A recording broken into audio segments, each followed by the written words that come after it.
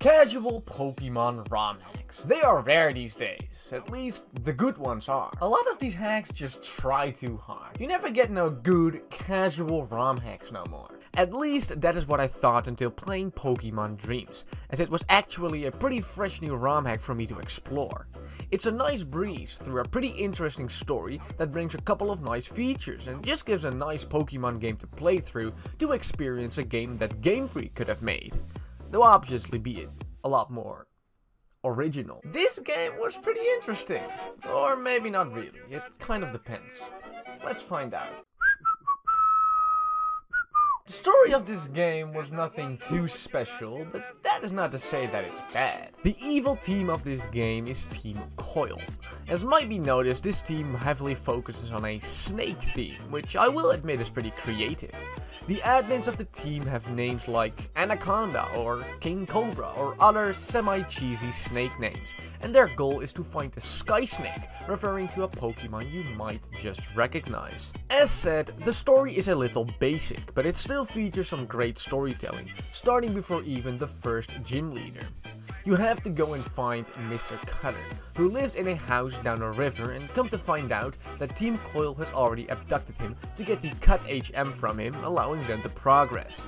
The way these things are told and the cutscenes that are given are just little things, but they really bettered my experience and interest in the story. You just encounter the bad team here and there whom you then follow, and your rival helps you with it as well.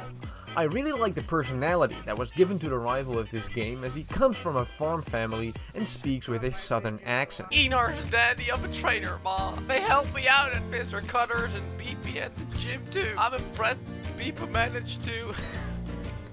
Okay, Peepo.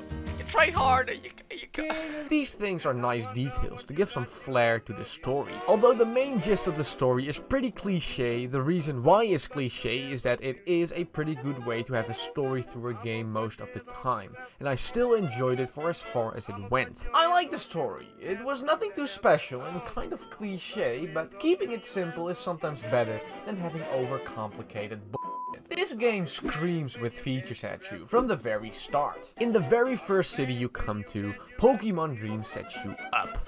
Not only can you find useful features, which you normally only get access to later in Pokemon games, like the move reminder or move deleter, you can also find the name rater and the NPC that checks the friendliness of your Pokemon, making it so you have a big center for all your general needs from the start. Besides that, you can also find 3 NPCs in the first city to customize your game completely, and make you have a way greater challenge throughout the entire journey. Firstly, you are able to reverse all type matchups to change the mechanics of the game completely. Next to that, you have the option to make every single battle into a double battle to make the game way more strategic.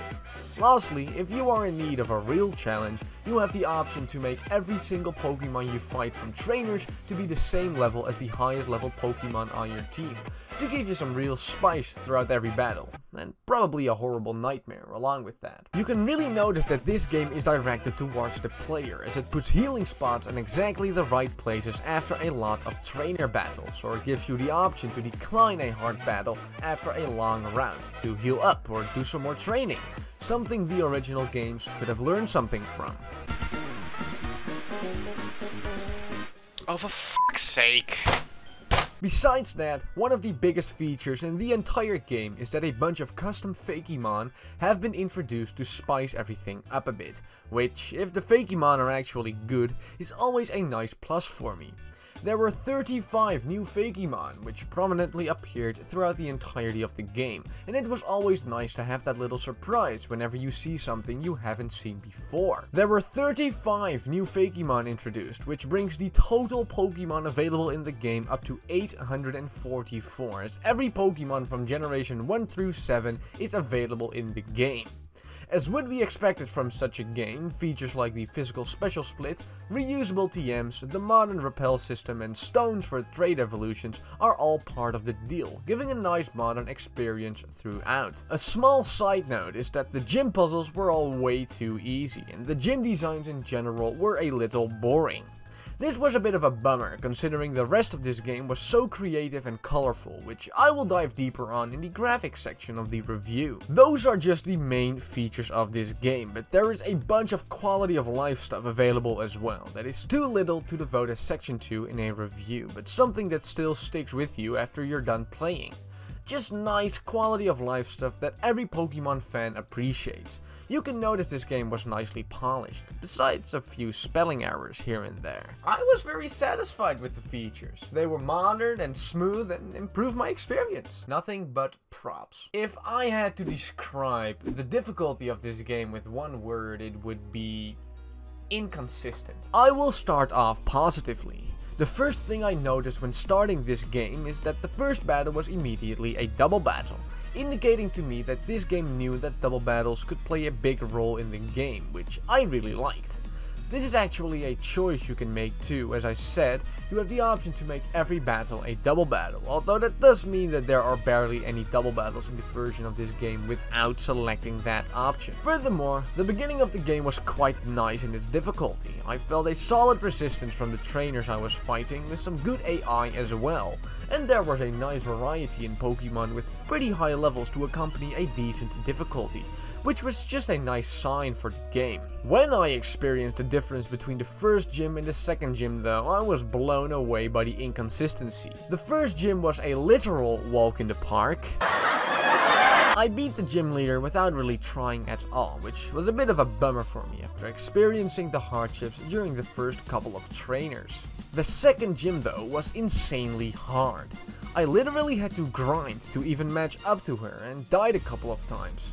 Neither of these difficulties would have been particularly bad for the game, but having such an inconsistent rhythm really kind of threw me off, and this continued for the rest of the game as well. You do have the option to choose a mode where every trainer has Pokemon equal level to your highest level Pokemon, which makes the game a nightmare, but it does make it way more consistent in its difficulty.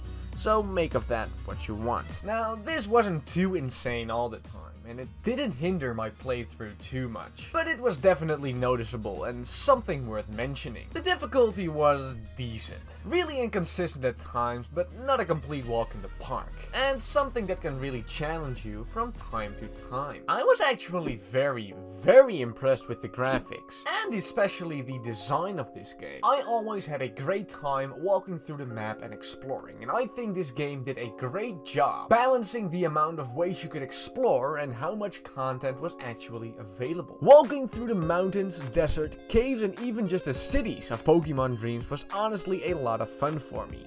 There was almost always something valuable or interesting at the end of the paths you took, and the way this game put everything together just always made it interesting for me to go and explore. Some new optional places to go through and explore and get some items were also very nice and really triggered me, wanting to go and see everything to miss as little as possible from the entire map. The looks of everything were not even too special.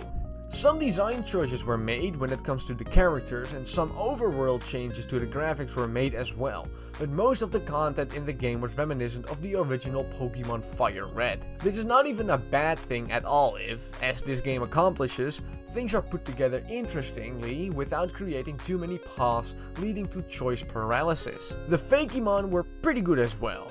Not all of them were complete winners in my book, and they are not as interesting as, say, Pokemon Clover, but that is not a big knock at all, as it is obviously very hard to create great Pokemon designs, and they still added a fair amount of excitement and content to the game. The graphics were honestly very impressive, and they definitely improved my experience on this game a lot. Big props to the graphics of this game. Pokemon Dreams is a pretty chill game that has a lot of nice and modern features, with some great design and graphics to support it. The consistency in the difficulty was pretty bad at times, which was a bit annoying, but in general it did not even bother me too much. Pokemon Dreams is a great game to play if you are looking for a nice new experience in a new region with some new Pokemon with a great nice modern feel. I will give this game an 8 out of 10.